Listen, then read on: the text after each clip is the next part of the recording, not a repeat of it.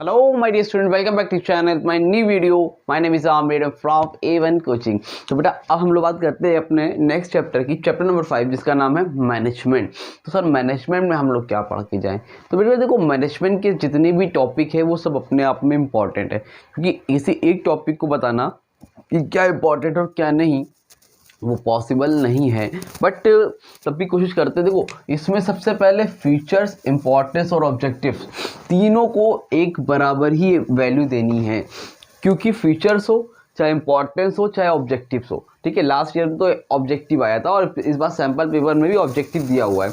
ठीक है, और इंपॉर्टेंस और फीचर्स ये दोनों भी आपके पेपर के पॉइंट ऑफ व्यू से बहुत ज़्यादा इंपॉर्टेंट है, क्योंकि ये भी आपके बोर्ड एग्जाम में बन सकते हैं। तो आप पहला क्वेश्चन जो पढ़ोगे, define management as an activity. ठीक है, मैनेजमेंट एज एक्टिविटी क्यों बोला जाता है? मैनेजमेंट एज एन एक्टिविटी छोटे 3 नंबर क्वेश्चन में बन सकता है। उसके बाद फीचर्स देखने हैं, इंपॉर्टेंस देखने हैं, उसके ऑब्जेक्टिव्स देखने हैं, ये तो आपको पढ़ के जाने हैं। और उसके बाद 2 क्वेश्चन, एक क्वेश्चन ये बनता है कि nature of management, management as a science, इसको देख लेना। मैनेजमेंट एज अ आर्ट भी है, मैनेजमेंट एज अ प्रोफेशन भी है। टाइम मिले तो देख लेना, नहीं मैनेजमेंट एज अ साइंस इसको ज़रूर से देख लेना, क्योंकि यहाँ से क्वेश्चन बनता है। ठीक, इसके बाद इसी में ही मैं आपको चैप्टर नंबर 6 भी बता देता हूँ।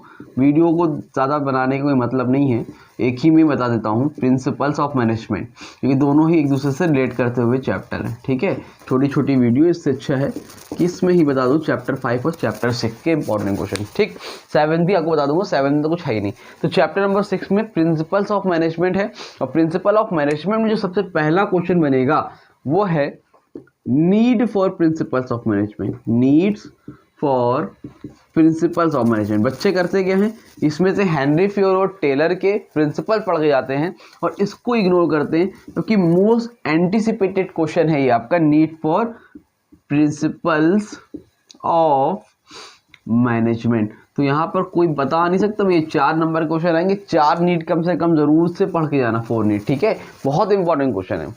उसके बाद बेटा, इसके बाद आपके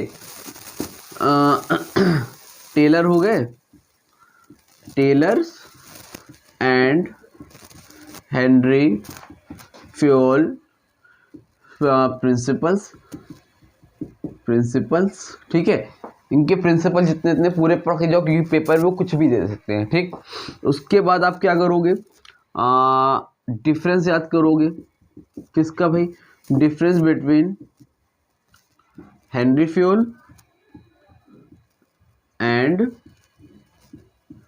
टेलर। तो इसका डिफरेंस दे रखा है, इसको जरूर से पढ़ के जाना।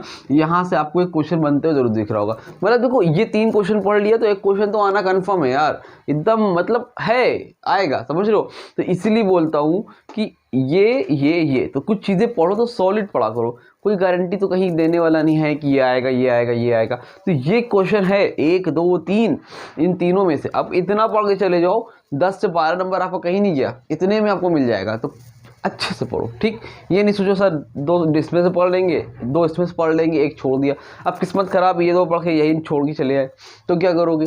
तो इसलिए ज़रूर से देखो। और एक क्वेश्चन इसमें से ये बनता है, split the corps. What is the meaning of split D corps? Split D corps का मतलब क्या होता है, ये आपसे पूछ सकता है। तो इसको भी ज़रूर से आप लोग देख लेना, बहुत इंपॉर्टेंट चीज़ है।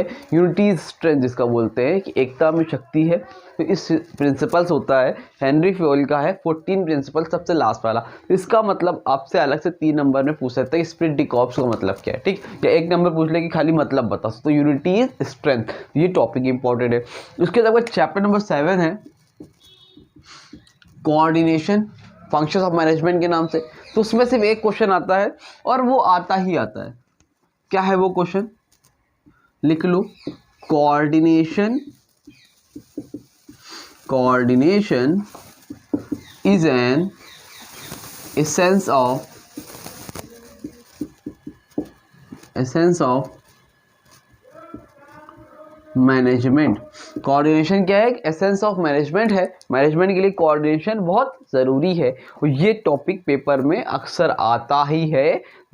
मतलब 5 साल में 4 बार तो आना ही आना है, तो इसको जरूर से देख के जाना। 4 नंबर में कम से कम ये क्वेश्चन आपके आ रहा होगा और आप इसको अच्छे से बेटा जी पढ़ के चले जाना, तो बेहतरीन नंबर पा जाओगे। ठीक, तो ये आपको मैंने चैप्टर नंबर 5, चैप्टर नंबर 6 और चैप्टर नंबर 7 के इंपॉर्टेंट बता दिए। ऑलरेडी मैंने 4 चैप्टर के बताए हुए हैं, 7 चैप्टर के हो गए। बचे हुए जो चैप्टर है 8, वो भी मैं अपलोड कर दूंगा जल्द से जल्द।